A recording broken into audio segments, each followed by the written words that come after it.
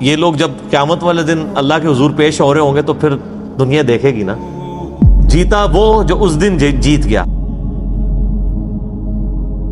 اور ہارا وہ جو اس دن ہار گیا۔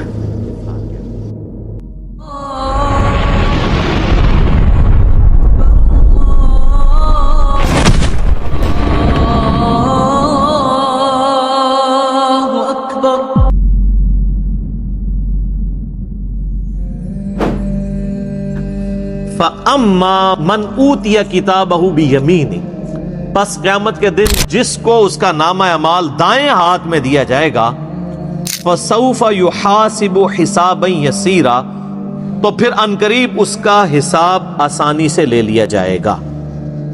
یعنی پھر وہ صرف ایک زبانی جمع خرچ والی بات ہوگی، جس کو نامہ اعمال دائیں ہاتھ میں ملا اس کو تو جنت کا پروانہ مل گیا۔ وَيَنْقَلِبُ إِلَىٰ أَهْلِهِ مَسْرُورًا، اور وہ لوٹے گا اپنے گھر والوں کی طرف بڑی خوشی کے ساتھ۔ یعنی دنیا میں بھی جب کوئی شخص کوئی ڈگری حاصل کر لیتا ہے، کوئی کامیابی حاصل کر لیتا ہے، تو ہر ایک کو دکھاتا پھرتا ہے، یہ دیکھو میں کامیاب ہو گیا ہوں۔ تو قیامت والے دن بھی ظاہر ہے کہ وہ الٹیمیٹلی سب سے بڑی ڈگری تو وہ ہے نا، اصل کامیاب ہوا جو آخرت میں کامیاب ہوا۔ دنیا میں چاہے کوئی شخص گمنامی کی موت مر گیا کسی فٹ پاتھ کے کنارے، اس کو لاوارث لاش کے طور پہ بغیر کفن کے بھی دفنا دیا گیا، تو قبر میں اسے جنتی کفن مل جائے گا، اینڈ رزلٹ تو اس کا بہترین ہے۔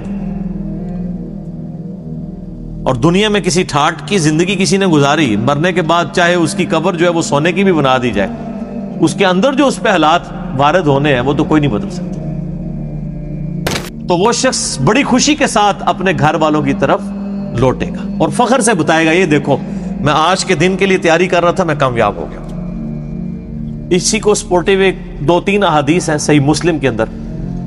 صحیح مسلم میں ایک حدیث ہے کہ نبی صلی اللہ علیہ وآلہ وسلم نے فرمایا کہ دنیا کی زندگی مومن کے لیے قید خانہ ہے اور کافر کے لیے جنت ہے۔ قید خانے میں انسان اپنی مرضی کی زندگی نہیں گزار سکتا، کھانے پینے کی پرابلم بھی رہتی ہے، فاقے بھی آتے ہیں، مرضی کا کھانا بھی نہیں ملتا۔ جن لوگوں نے جیل گزاری ذرا ان سے پوچھیں۔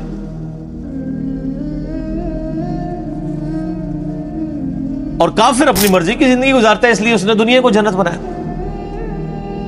اور ایک اور حدیث ہے صحیح مسلم میں کہ دنیا اور آخرت کی مثال ایسے ہے جیسے کوئی شخص اپنی انگلی سمندر میں ڈبوئے، اس کے ساتھ جو پانی لگے گا وہ دنیا کی زندگی ہے، اور سمندر انفینٹ نہ ختم ہونے والی آخرت کی زندگی، کمپیریزن ہی کوئی نہیں ہے دونوں کا۔ اب کوئی آخرت میں کامیاب ہوتا ہے تو وہ تو ہمیشہ کی کامیابی اس کا مقدر ہوئی بھی ہے نا۔ میں آپ سے اگر پوچھوں کہ 1 ارب اور 1 روپیہ، کسی کے پاس 1 ارب روپیہ ہو اور کسی کے پاس 1 ارب 1 روپیہ ہو، تو اس میں تو کوئی فرق نہیں ہے، کیونکہ 1 روپیہ ارب سے اوپر ہونا یہ تو نیگلیجیبل ہے۔ تو کتنا بے وقوف ہے وہ شخص، وہ 1 روپیہ بچانے کی خاطر ارب روپیہ اپنا ضائع کرتے ہیں، اور کتنا عقل مند ہے وہ شخص جو 1 روپے کی قربانی کر کے 1 ارب روپیہ بچا لے۔ یعنی دنیا کی زندگی خدا کو دے کے ہمیشہ کی جنت کما لے، جو سورہ توبہ میں آیا کہ ہم نے مومنین کی جانیں اور مال جنت کے بدلے میں خرید لی ہیں۔ صحابہ کرام علیہم رضوان کو جو فضیلت حاصل ہے پوری امت پہ، وہ اسی لیے ہے کہ انہوں نے قربانیاں دی ہیں، جان مال ہر چیز کی، آخری درجے میں۔ صحیح مسلم میں ہی ایک اور حدیث ہے بڑی رکت انگیز، اسی آیت سے مجھے یاد آئی کہ قیامت والے دن اللہ تعالیٰ ایک ایسے شخص کو بلائے گا جس نے دنیا میں بڑی مفلسی اور غربت کی زندگی گزاری ہوگی، حلال و حرام کی تمیز کرتے ہوئے ڈرتے ڈرتے قید خانے والی زندگی گزاری ہوگی، بڑی مشقت کی زندگی۔ قیامت والے دن اللہ تعالیٰ فرشتوں کو کہے گا کہ میرے اس بندے کو ذرا جنت کا ایک پھیرا لگواؤ۔ جنت کا ایک پھیرا جب لگے گا نا تو اللہ تعالیٰ پوچھے گا، ہاں بھائی کوئی دنیا میں تو نے تکلیف دیکھی؟ وہ کہے گا، اے اللہ تیری عزت کی قسم میں نے دنیا میں کوئی تکلیف نہیں دیکھی۔ ایک جنت کا پھیرا دنیا کی ساری مشقت کو کافور کر دے گا۔ سر چھوڑ دیں، قیامت کا دن ہی صرف 50,000 سال کا دن ہے۔ دنیا میں 60 سال کی زندگی کے عوض اگر وہ 50,000 سال کا قیامت کا دن ہی صرف امن میں گزر جائے نا، تو یہی بدلہ کافی ہے کہ باقی لوگ ذلیل ہو رہے ہوں اور آپ کو اللہ کے عرش کا سایہ نصیب ہوا ہو۔ 60 سال کے بدلے میں 50,000 سال کی صرف قیامت کے دن کی کامیابی مل جائے، بعد کی تو اربوں سال کی زندگی ہے، اور دنیا میں 60 سال میں عیاشی میں، اور 60 سال بھی کیا عیاشی کے گزارنے ہوتے ہیں، اس کو بھی آپ نیٹ کیلکولیشن کریں تو چند ایک سال ہی بنتے ہیں، سونے کے اوقات نکال دیں، بچپن کے اوقات نکال دیں، اس کے بدلے اور کوئی عذاب نہ بھی ہو، قیامت کے دن کا 50,000 سال کا دن ہی عذاب میں کاٹنا پڑ جائے تو یہی بہت بڑا عذاب ہے۔ اللہم اجرنا من النار، آمین۔ پھر اللہ تعالیٰ، صحیح مسلم میں حدیث ہے کہ اللہ تعالیٰ ایک ایسے بندے کو بلوائے گا جس نے دنیا میں بڑی عیاشی کی زندگی گزاری ہوگی، کوئی حلال و حرام کی تمیز نہیں کی ہوگی، اپنی مرضی کی زندگی گزاری ہوگی۔ اور میں اکثر کہتا ہوں کہ دنیا آپ اللہ کی مرضی کی گزاریں، آخرت آپ کی مرضی کی ہوگی، اور اگر دنیا آپ نے اپنی مرضی کی گزاری تو آخرت پھر اللہ کی مرضی کی ہوگی۔ اللہ تعالیٰ فرمائے گا ذرا اسے ایک پھیرا لگاؤ نا دوزخ کا۔ یہ بڑا کہتا تھا دنیا میں کہ ایک پھیرا ہی لگنا خیر ہے، کہتے ہیں نا مسلمان، یہودیوں سے ہی مستعار لی ہوئی ہے نا یہ چیز، یہودی بھی یہی کہتے تھے کہ اگر اللہ نے ہمیں دوزخ میں بھیجا تو چند دن کے لیے بھیجے گا، الٹیمیٹلی تو ہم بخشے بخشائے ہیں۔ اللہ نے فرمایا تم نے کوئی عہد لے لیا اپنے رب سے اس معاملے میں؟ یہاں تو ایسے بڑی آسانی سے لوگ یہ کہہ دیتے ہیں، میں تو اکثر کہتا ہوں کہ ہم میں تو یہ بھی طاقت نہیں کہ ہم 10 سیکنڈ کے لیے موم بتی کے فلیم کے اوپر اپنا ہاتھ رکھ سکیں۔ جو شخص اتنا کمزور ہو وہ یہ دعویٰ کرے کہ خیر ایک پھیرا ہی لگے گا۔ سورہ الفرقان میں اللہ تعالیٰ فرماتا ہے کہ دوزخ تھوڑی دیر کے رہنے کے لیے بھی اور زیادہ دیر کے لیے بھی بدترین جگہ ہے، لیکن مسلمان کہتا ہے ایک پھیرا ہی لگے گا۔ کوئی 10 سیکنڈ کے لیے موم بتی کے فلیم پہ ہاتھ رکھ سکتا ہے؟ بخاری مسلم کے الفاظ ہیں، نبی علیہ السلام فرمایا کہ آخرت کی آگ دنیا کی آگ سے 70 گنا زیادہ تیز ہے، اس آگ میں صرف 10 سیکنڈ کے لیے ہاتھ نہیں رکھا جانا، پتہ نہیں کتنے عرصے کے لیے پھینکا جانا ہے، اور آپ کہتے ہیں ایک پھیرا ہی لگے گا۔ ہم دنیا میں اس سے بھی آسان مثال دیتے ہیں، اگر کوئی شخص کہتا نا ایک پھیرے سے کیا فرق پڑتا ہے، اسے کہیں کہ ہم آپ کو ایک فجر کی نماز چھوڑنے پہ صرف ایک پھیرا لگاتے ہیں، فجر سے لے کے زور تک کا، ایک ایسے کمرے میں جو کمرے کا سائز ہوگا 10 فٹ بائی 10 فٹ، اس میں 100 کوبرا سانپ ہوں گے، 100 بچھو ہوں گے، 100 اژدہا ہوں گے، بس ایک ہی پھیرا لگنا ہے فجر سے زور تک۔ تو تصور سے انسان کو لگ پتا جاتا ہے۔ تو اس کا مطلب یہ ہے آخرت، چونکہ دنیا نقد ہے، فوراً بندے کو خوف آتا ہے، آخرت ادھار ہے، انسان کہتا ہے نہیں خیر دیکھی جائے گی، چھاٹ ہی دے گا، کچھ بھی ہے اللہ تیرے محبوب کی امت سے، بولے اعوذ باللہ تعالی۔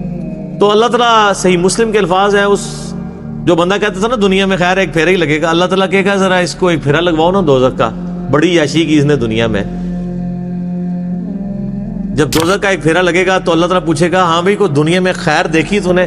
کہ اللہ، وہ کہے گا اللہ تیری عزت کی قسم میں نے دنیا میں کوئی خیر نہیں دیکھی۔ دنیا کی ساری عیاشی دوزخ کے ایک پھیرے سے کافور ہو جائے گی، صرف پھیرا، ابھی تو پرماننٹلی جو اس نے جانا ہے وہ علیحدہ معاملہ ہے۔ تو یہاں کس طرح لوگ کہہ دیتے ہیں؟ اب اس پورے تناظر میں اس آیت کو اگر آپ سمجھیں کہ جسے دائیں ہاتھ میں نامہ اعمال دیا جائے گا اس کا حساب آسانی سے لیا جائے گا اور وہ بڑی خوشی کی حالت میں اپنے گھر والوں کی طرف لوٹے گا۔ وَأَمَّا مَنْ أُوتِيَ كِتَابَهُ وَرَاءَ ظَهْرِهِ، اور جسے اس کا نامہ اعمال اس کی پشت کے پیچھے سے دیا جائے گا، الٹے ہاتھ میں دیا جائے گا، الٹے ہاتھ میں اور پشت کے پیچھے سے۔ پشت کے پیچھے سے اس لیے دیا جائے گا اس کو کہ جب اس کا نامہ اعمال اس کے الٹے ہاتھ میں پکڑایا جائے گا نا تو اس کو پتا چل جائے گا میں فیل ہو گیا ہوں، تو وہ اپنا ہاتھ ہی پیچھے کر لے گا۔ یہ تو دنیا تو نہیں ہے نا کہ آپ دھوکہ دے لیں، بچ جائیں۔ دنیا میں تو ٹرین پہ بغیر ٹکٹ کے جو لوگ سفر کر رہے ہوتے ہیں، اگر ٹی ٹی آ جائے تو ایک کمرے سے دوسرے میں چلے جاتے ہیں، یہی کرتے ہیں نا، یا باتھ روم میں جا کے چھپ جاتے ہیں ٹکٹ نہ خریدنے کے لیے۔ تو سر یہ تو اللہ سے کون بچ سکتا ہے؟ کوئی نہیں بچ سکتا۔ تو الٹے ہاتھ میں اسے نامہ اعمال جب اس کے الٹے ہاتھ کی طرف بڑھایا جائے گا نا، وہ کہے گا لو جی مارا گیا، تو اپنا ہاتھ پیچھے کر لے گا، تو پیچھے سے اس کو پکڑا دیا جائے گا۔ وہ تو فرشتے ہیں نا جی۔ اللہم اجرنا من النار، آمین۔ اللہ تعالیٰ ہمیں نامہ اعمال دائیں ہاتھ میں نصیب فرمائے اور بغیر حساب و کتاب میں جنت میں داخلہ عطا فرمائے، آمین۔ فسوف يدعو ثبورا، وہ چلائے گا اور کہے گا ہائے میری موت، ہائے میری موت. پھر وہ موت پکارے گا کہ موت آئے تو جان چھوٹ جائے. وَيَصْلَى سَعِيرًا، اور اسے بھڑکتی ہوئی آگ میں داخل کیا جائے گا. إِنَّهُ كَانَ فِي أَهْلِهِ مَسْرُورًا، بے شک یہ دنیا میں اپنے گھر والوں میں تو بڑا خوش رہتا تھا. اچھا اس میں امپلائڈ ہے کہ جو دوسرا ہے نا وہ گھر والوں میں خوش کوئی نہیں تھا. جو جنتی ہے وہ گھر میں نہ خوش ہی تھا. تبھی تو وہ گھر والوں کو جا کے بتائے گا نا کہ دنیا میں تو تم نے مجھے بڑا تنگ کیا ہے، دیکھ لو آج میں پاس ہو گیا ہوں. ورنہ تو وہاں بھی آتا کہ وہ دنیا میں بھی بڑا خوش تھا گھر والوں سے. جو دوستی ہے نا اس کا ذکر ہے کہ وہ گھر میں خوش تھا دنیا میں، اور اب گھر والوں کے آگے جا کے روئے گا کہ تمہاری وجہ سے میں نے حلال اور حرام کی تمیز گنوا دی، آج دیکھو میں مارا گیا ہوں. لیکن اس وقت رونے پیٹنے سے فائدہ کوئی نہیں ہونا. وہی اولاد جس کے لیے اس نے دنیا میں مشقت اٹھائی تھی اور دنیا میں عیاشی کی زندگی ان کو گزارنے کے لیے خود حرام کی کو جو ہے وہ کمایا تھا، مارا جائے گا. اب دیکھ لیں اللہ تعالیٰ مارا کہ وہ دنیا میں بڑا خوش تھا اپنے اہل و عیال کے اندر. یہ حقیقت بات ہے. جو دین کے راستے پہ چلے نا جی سر، دنیا اس کی پھر آسان نہیں ہوتی، ورنہ انبیاء کرام علیہ السلام کی دنیا آسان ہو جاتی.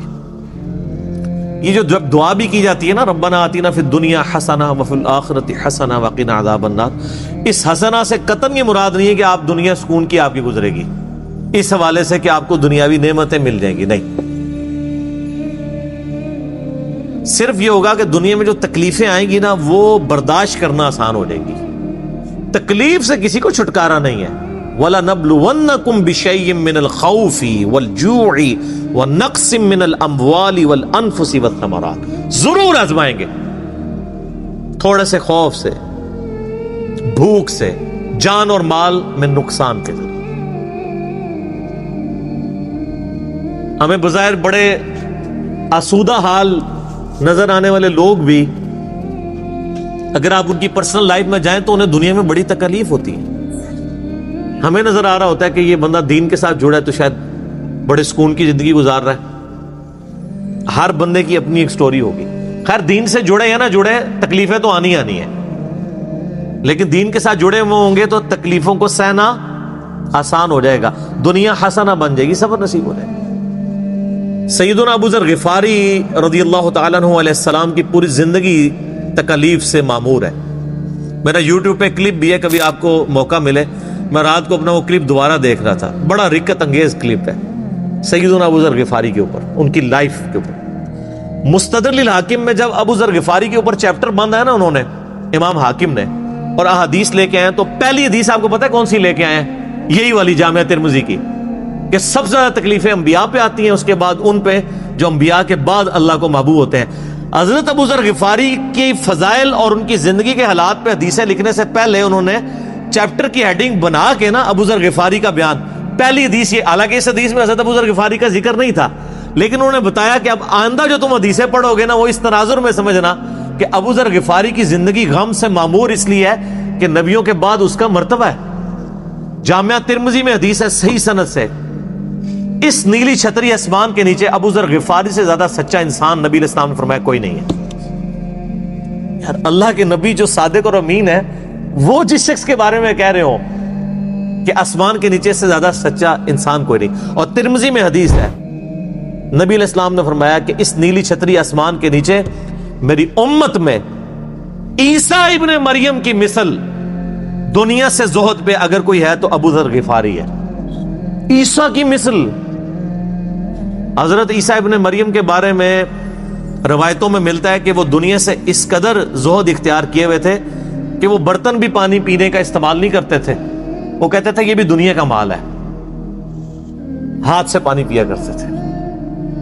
تو نبی علیہ السلام فرمایا میری امت میں، یعنی دنیا کو 3 طلاقیں دینے والا اور آخرت کی طرف رجوع رکھنے والا، دنیا سے زاہد اگر کوئی شخص عیسیٰ ابن مریم کی مثل ہے تو وہ ابو ذر غفاری ہے. تو سر پھر یہ لوگ جب قیامت والے دن اللہ کے حضور پیش ہو رہے ہوں گے تو پھر دنیا دیکھے گی نا، جیتا وہ جو اس دن جیت گیا اور ہارا وہ جو اس دن ہار گیا. تو اللہ تعالیٰ ماتا ہے کہ یہ دنیا میں بڑا عیاشی میں تھا. انہ ظن ان لن یحور، وہ تو دنیا میں خیال کرتا تھا اسے لوٹ کے گویا اللہ کے پاس آنا ہی نہیں ہے۔ واقعی ہمارے مسلمانوں کی اکثریت بھی ایسی زندگی گزاری ہے گویا کہ اللہ کے سامنے پیش ہی نہیں ہونا۔ بلے شاہ سا مرنا نہ ہی گور بیا کوئی اور، کتنے جنازے اٹھاتے ہیں یہ کبھی تصور ہی نہیں آتا۔ حسن بصری فرماتے ہیں رحمہ اللہ تعالی، تابعی ہیں، حضرت سیدنا حسن ابن علی کے شاگرد بھی ہیں،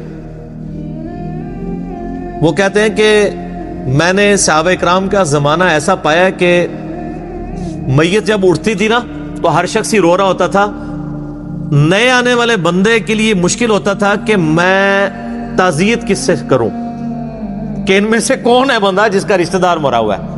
ہر بندہ ہی رو رہا ہوتا تھا، اس لیے کہ وہ اپنی قبر کو یاد کر رہا ہوتا تھا۔ تو نئے بندے کے لیے تعزیت کرنا مشکل ہو جاتی تھی کہ مریا کی دے وچوں، سارے ہی رو رہے ہوتے تھے۔ ظاہر ہے جی صحابہ کا زمانہ نبی الاسلام سے متصل، انہوں نے حضور کی صحبت کی ہوئی تھی۔ صحیح مسلم میں حدیث ہے کہ عبداللہ بن عمر کہتے ہیں کہ نبی الاسلام نے میرے کندھے پہ یوں ہاتھ رکھ کے نا جھٹکا دیا اور فرمایا کہ عبداللہ اپنے آپ کو مردوں میں شمار کرنا، زندوں میں نہیں۔ تو وہ تو ہر وقت جان ہتھیلی میں رکھ کے پھر رہے ہوتے تھے۔ صحیح بخاری میں حدیث ہے، آپ ایک چوراہے سے گزرے، کچھ لوگ ہنس رہے تھے صحابہ میں سے، آپ رک گئے، آپ نے فرمایا کہ جو میں جانتا ہوں اگر تم جانتے تو بہت کم ہنستے زندگی میں، زیادہ روئے ہی کرتے۔ تو جن لوگوں نے یہ ساری چیزیں آبزرو کی ہوئی تھی نا نبی الاسلام کی مبارک زندگی سے، ان کی پھر حالت یہی ہوتی تھی۔ انسان کو یہ کبھی گمان ہی نہیں ہوتا کہ اس نے لوٹ کے بھی اللہ کے پاس جانا ہے۔ بلا کیوں نہیں، ان ربہ کان بہ بصیرا، بے شک تیرا رب تو خوب دیکھ رہا تھا جب وہ اعمال کر رہے تھے۔ دنیا میں بے شک جتنی بڑی عیاشی کی ہے وہ کہیں نوٹ ہو رہی تھی، تیرا رب دیکھ رہا تھا، اور وہ رب کا ہی حوصلہ ہے کہ دیکھ رہا ہے اور ڈھیل دیتا رہتا ہے، لیکن جب پھر کھینچے گا نا تو پھر کسی کا لحاظ نہیں ہے۔ بخاری مسلم کی حدیث ہے، اے میری بیٹی فاطمہ، میرے مال سے جو کچھ لینا ہے لے لے، اگر اللہ نے تجھے پکڑ لیا قیامت کے دن میں تجھے اللہ سے چھڑا نہیں سکوں گا۔ اے میری پھپھی صفیہ، میرے مال سے جو لینا ہے لے لے، اگر اللہ نے تجھے پکڑ لیا تو میں اللہ کے حضور تیرے کچھ کام نہیں آؤں گا۔ اے میرے چچا عباس، ایک ایک رشتہ دار کو آپ نے، پھر آپ نے کہا اے بنو ہاشم، میرے خاندان کے لوگوں، آپ لوگ کہہ رہے ہیں کچھ بھی ہے تیرے محبوب کی امت سے ہیں، اور محبوب کے جو رشتہ دار ہیں خونی رشتہ دار، ان کو حضور کہہ رہے ہیں کہ میرے مال سے جو لینا ہے میں تمہیں دے سکتا ہوں، اگر اللہ نے پکڑ لیا تو میں تمہارے کچھ کام نہیں آؤں گا۔ پیر فقیر تے ویسے ہی سائڈ تے کر دو، انہوں نے کھنگڑ ہی نہیں کسی نے دینا۔ جدھر شافع محشر صلی اللہ علیہ وآلہ وسلم یہ بات کر رہے ہیں، کیونکہ شفاعت بھی اللہ کی اجازت سے ہونی ہے جس کے لیے اللہ حکم فرمائے گا، دھونس کے ساتھ شفاعت بھی نہیں، شفاعت بالاذن ہے۔ تو باقی کس کھاتے میں ہے کہ جی میں اس وقت تک جنت میں نہیں جاؤں گا جب تک سارے مرید نہ جنت میں لے جاؤں، اور تنو آپ کسی نے وڑن دینا ہے انی وڈی گلاں۔ اچھا یہ باتیں سن کے لوگ سبحان اللہ کہہ رہے ہوتے ہیں، حالانکہ کتنا متکبرانہ جملہ ہے، یہ تکبر ہی ہے نا، کوئی شخص کہ میں جنت میں کسی کو لے جاؤں گا۔ اگر یہ جملہ میں بول دوں کہ انشاءاللہ، میں کسی کے لیے، میں اپنے لیے بول دوں کہ میں انشاءاللہ جنت میں ہی جاؤں گا، انشاءاللہ کے ساتھ بھی بول دوں کہ دیکھو جی انہوں کسی نے گارنٹی دیتی ہے، تو تواڈے بابے انہوں کسی گارنٹی دیتی ہے؟ گارنٹی والے تو ان کی قبریں تو مدینے میں ہیں، بغداد شریف والے، اجمیر شریف والے، یا آپ کے جتنے شرفاء ہیں ان کے بارے میں تو کوئی آیات اور احادیث نازل نہیں ہوئی ہے۔ ہم اس نے ظن رکھتے ہیں کہ اللہ تعالیٰ بخش دے، لیکن آپ کسی کو کلین چٹ تو نہیں دے سکتے۔ اچھا یہی آیات ہیں، ان کے کانٹیکسٹ میں ایک بڑی رکت انگیز حدیث ہے بخاری اور مسلم دونوں میں۔ سیدہ عائشہ کہتی ہیں کہ نبی علیہ السلام نے فرمایا قیامت کے دن جس کا حساب کتاب شروع ہو گیا وہ مارا گیا۔ ہائے ہائے ہائے ہائے۔ تو اما عائشہ کہتی ہیں یا رسول اللہ، قرآن میں تو سورہ انشقاق میں یہ آیات آئی ہیں کہ فسوف یحاسب حسابا یسیرا، کہ جس کا نام مال دائیں ہاتھ میں دیا جائے گا اس کا حساب آسان ہوگا۔ تو میں تو یہی سمجھتی ہوں کہ جس کا نامہ مال دائیں ہاتھ میں دیا جائے گا حساب اس کا بھی ہوگا، اور جس کا نامہ مال بائیں ہاتھ میں دیا جائے گا حساب اس کا بھی ہوگا۔ اور آپ فرما رہے ہیں کہ جس کا حساب کتاب شروع ہو گیا وہ مارا گیا۔ تو آپ نے فرمایا عائشہ یہ حساب وہ حساب نہیں ہے، یہ تو بس صرف سرسری بات ہوگی. جس کا حساب شروع ہو گیا اور اللہ نے پوچھ دیا یہ کیوں کیا، وہ مارا گیا. یہ جنتی وہ ہوں گے جن کا حساب ہونا ہی نہیں ہے. یہ جو ہے نا ان کا حساب آسان ہوگا. حساب آسان یہ ہے کہ ٹوٹل پورا، اچھا جی ہاں جی نیکیاں 1 ارب، گناہ 1 کروڑ، ٹھیک ہے جی بس. لیکن اگر پوچھ لیا کہ یہ کیوں کیا، وہ مارا گیا.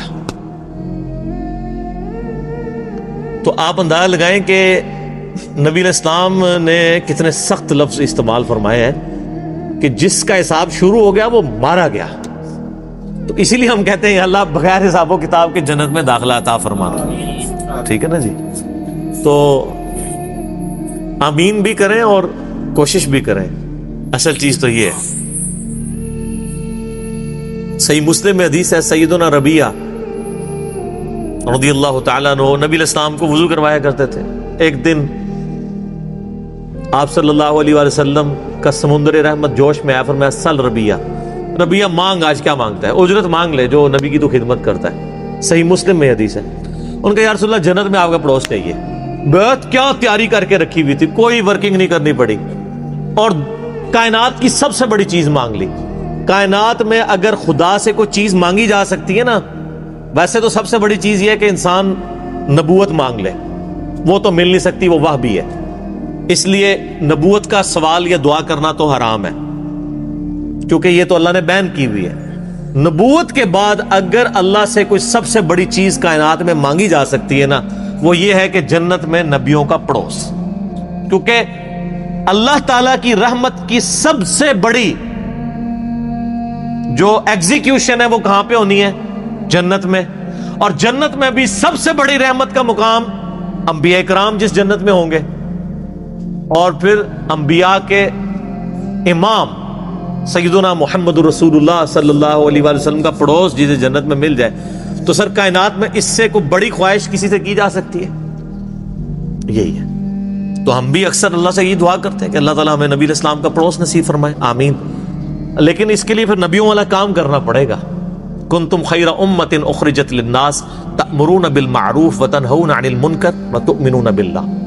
نبیوں والا کام کریں. نبیوں والا جو ہے وہ آپ ریوارڈ اللہ سے حاصل کر رہے ہیں انشاءاللہ تعالی. یہ ہر بندے کی ذمہ داری ہے. تو سیدنا ربیعہ نے کہا یا رسول اللہ جنت میں آپ کا پڑوس مل جائے اور کیا چاہیے؟ تو آپ علیہ السلام نے فرمایا پھر کثرت سجود سے میری مدد کر. وہ بھی کلین چیٹ نہیں، کثرت سجود سے میری مدد کر. یعنی تو نمازیں پڑھ، اپنے اعمال کو سیدھا رکھ، تو میں بھی سفارش کر دوں گا. یعنی خالی کھلی ڈگری نہیں ملنی ہے، محنت تجھے بھی کرنی پڑے گی. کثرت سجود سے میری مدد کر تو جنت میں تجھے پڑوس مل جائے. تو بغیر محنت کے کوئی چیز حاصل نہیں ہوتی.